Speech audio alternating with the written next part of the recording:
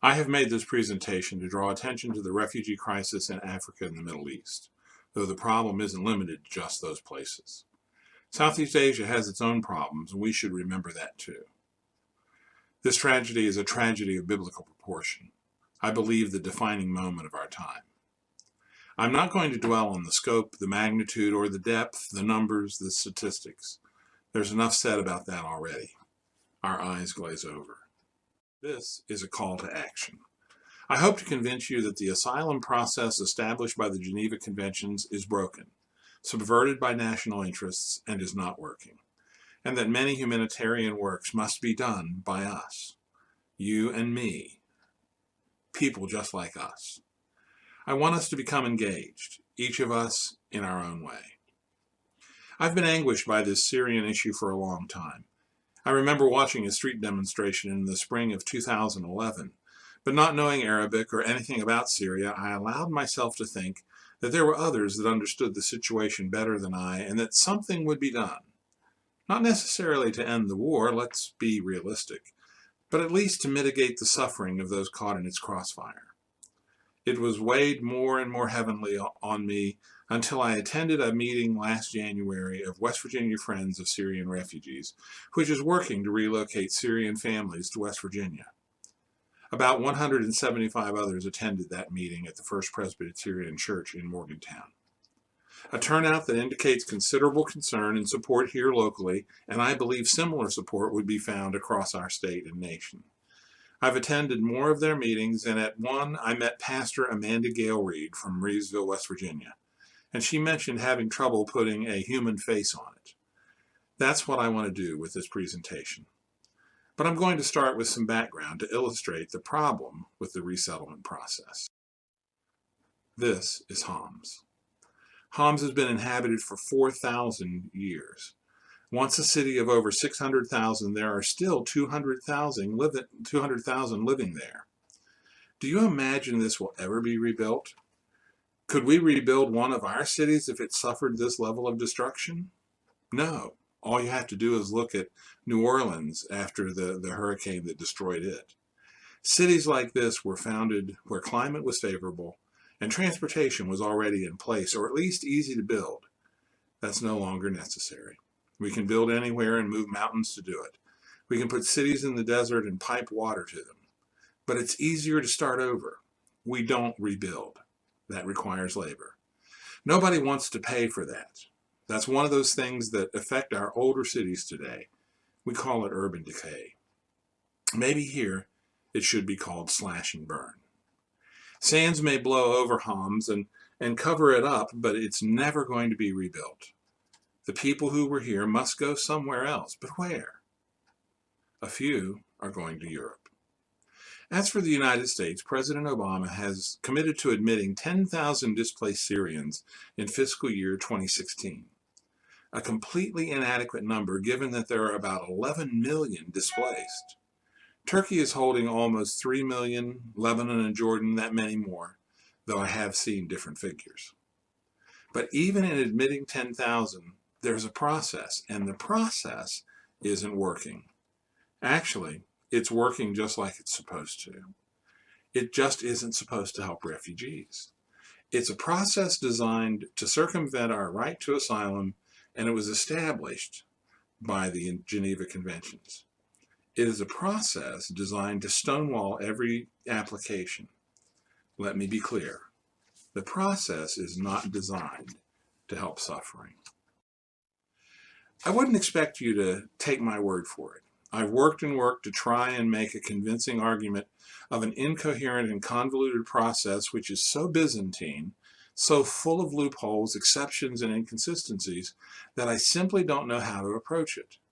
And by getting down in those weeds, this presentation would lose that human face I want. So rather than get bogged down in the details, let me ask you to consider this indirect explanation and its implication. Here's a list, probably not exhaustive, of agencies involved in resettling a refugee in the United States. It includes the United Nations High Commissioners for Refugees, 5 resettlement support centers, Church World Service, in Nairobi, Kenya, serves Africa. International Rescue Committee, Thailand, Malaysia, Singapore, Indonesia, and Southeast Asia. The International Organization for Migration, Egypt, Jordan, Russia, Denmark, Nepal, Ecuador. And they also do some medical screening. The International Catholic Migration Commission, Istanbul, Turkey. And the Hebrew Immigrant Aid Society operates in Vienna, Austria. The vetting process for the United States, the Department of State, the Department of Homeland Security, the National Counterterrorism Center, other agencies who remain unnamed, and the Department of Health and Human Services for medical screening. Transportation, International Organization for Migration. Then there are 9 nonprofit resettlement agencies charged with developing a resettlement plan, that is, to assure full support on a temporary basis, food, clothing, shelter, jobs, education, language training, bereavement counseling, and anything that might be needed to assist a refugee in transition to a new culture. Church World Service is one of the agencies that does this, as is Ethiopian Community Development Council, the Episcopal Migration Ministries, the Hebrew Immigration Society, International Rescue Committee, Lutheran Immigration and Refugee Service, the U.S. Committee for Refugees and Immigrants, and the United States Conference of Catholic Bishops. And finally, World Relief. West Virginia is a tie state. All refugees located to West Virginia must have a family tie to someone already here, and he must indicate that on his initial application for asylum with the United Nations High Commissioner. There's healthcare also, the Department of State's Reception and Placement, and the Department of Health and Human Services Office of Refugee Resettlement. The United States Refugee Admissions Program, that has the U.S. Department of State Bureau of Population, Refugees, and Migration, Department of Health and Human Services Office of Refugee Resettlement, and the U.S. Department of Homeland Security's U.S. Citizenship and Immigration Services. Now, thanks for your patience. This is where I'm going with this. This is government. How many of you drive a car? How many of you have been to the DMV? This isn't the DMV. This isn't Kansas anymore. This is the big league. As an illustration of its failure, out of tens of thousands of applications, the U.S. accepted 1,682 Syrians in fiscal year 2015. We have received 3,010 since the beginning of the war 5 years ago. So 10,000 in fiscal year 2016? I guess we'll see how that works. The latest numbers I've seen indicate about 1,600 in the first 6 months. And of course, if they didn't approve any at all, we would simply close the agencies and send them all home. We wouldn't want that. So, only just enough applications are approved to make us think that these agencies are actually doing something. Meanwhile, refugees are stuck in these camps, someplace between death and a meaningful life. And the new United Nations Most High Priest for Refugees, Philippi Grandi, 3 weeks into his new job, travels to Jordan for this photo op to raise false hope among the refugees and complacency among ourselves. We're made to think the UN is on the job. No worries. The UN is all about holding refugees in camps until they can be returned to places that won't be rebuilt. They're even making small business loans to reestablish, for example, shops in Homs. As a result, refugees are held as hostages, pawns in a different struggle. Turkey holds refugees ransom and threatens Germany to open the floodgates if not given €3 billion. They got their money, and the promise of another €3 billion to boot.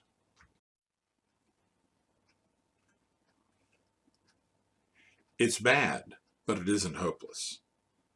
I hope I've made my point, and here comes the part about the human face. Some people are making a difference. Do you believe in angels? I do. Tell me if you see angels here.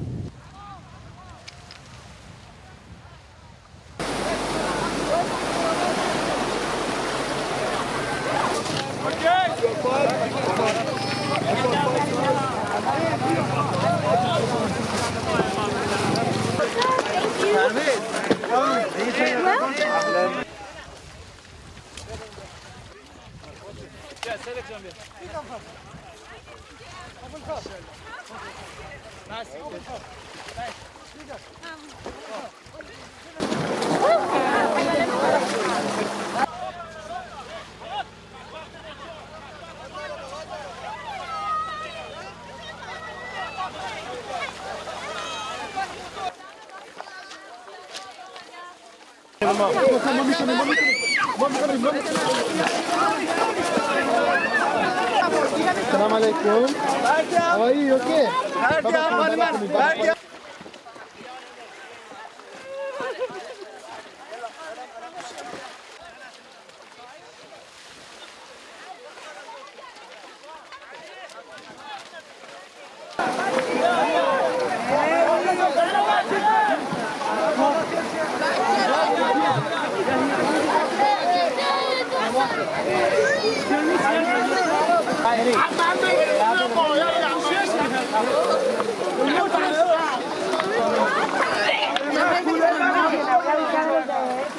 آقا یکی داد مادر یه دو تا کم من بگیر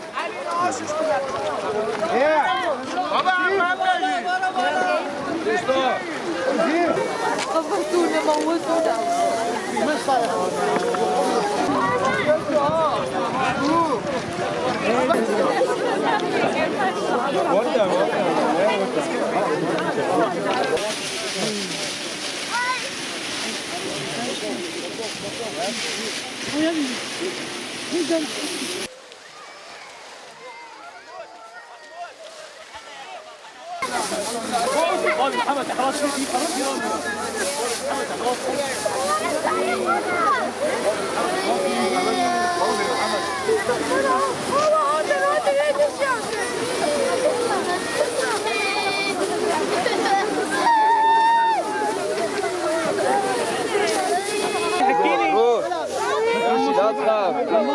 لا تمشي معاكم أنا معاكم يا حمام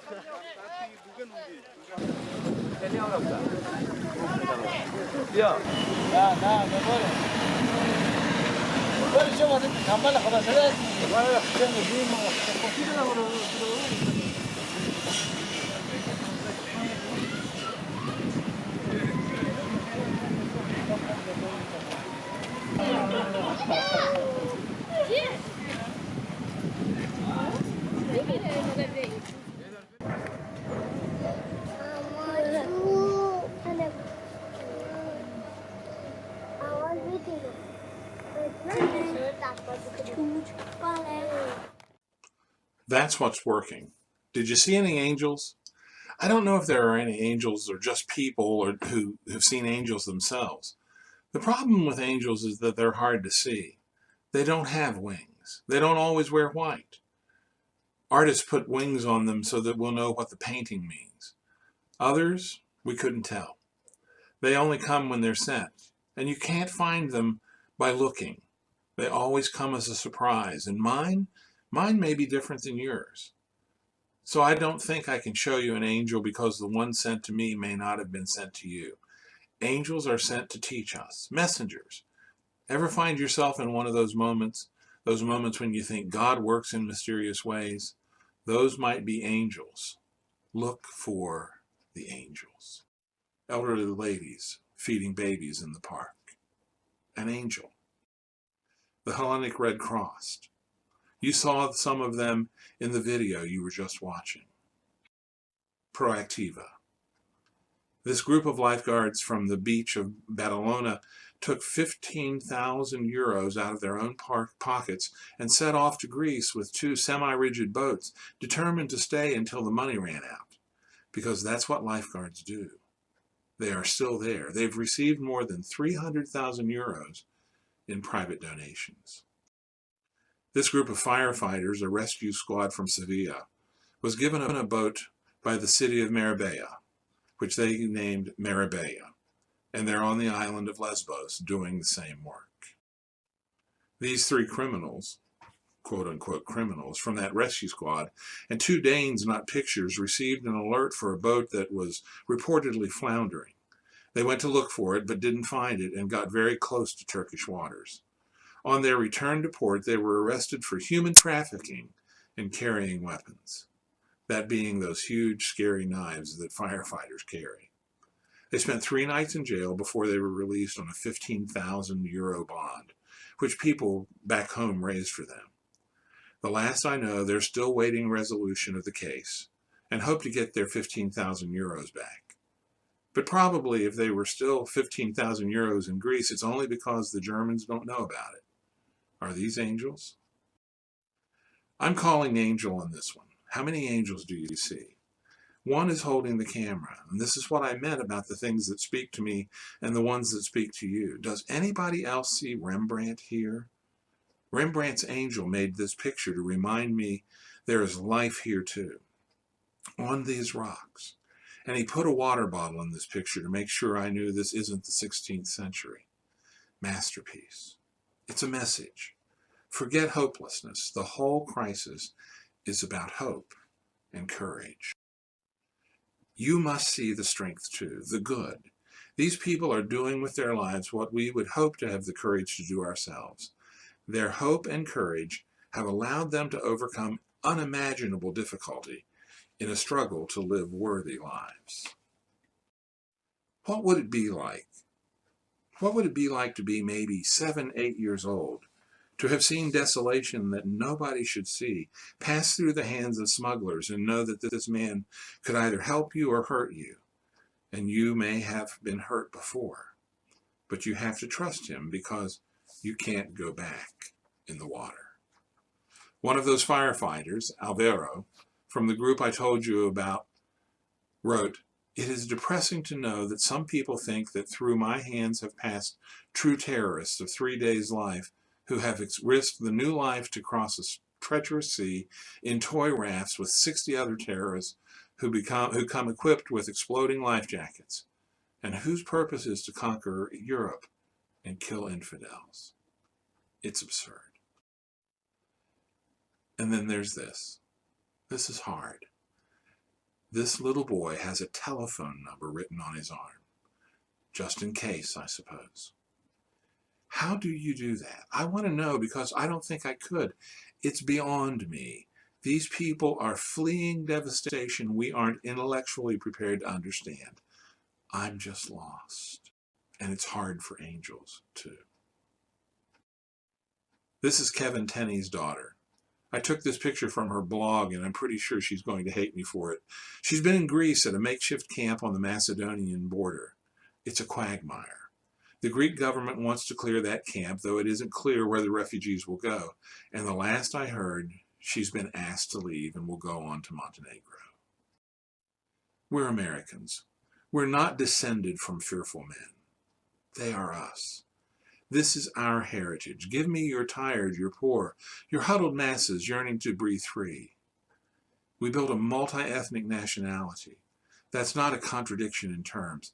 On a foundation of people just like this, let's not forget who we are. Certainly it's a tragedy, and it's a tragedy to the good people who could do something don't. I have tried to show you examples of things that are working. This is what good people are doing. You can do something. Find your angel and support it. I've made a list of about 25 agencies that are doing something to help. Those are only the few that have come to my attention. There are surely many more, and I want to support them. Please help me do that. Thank you.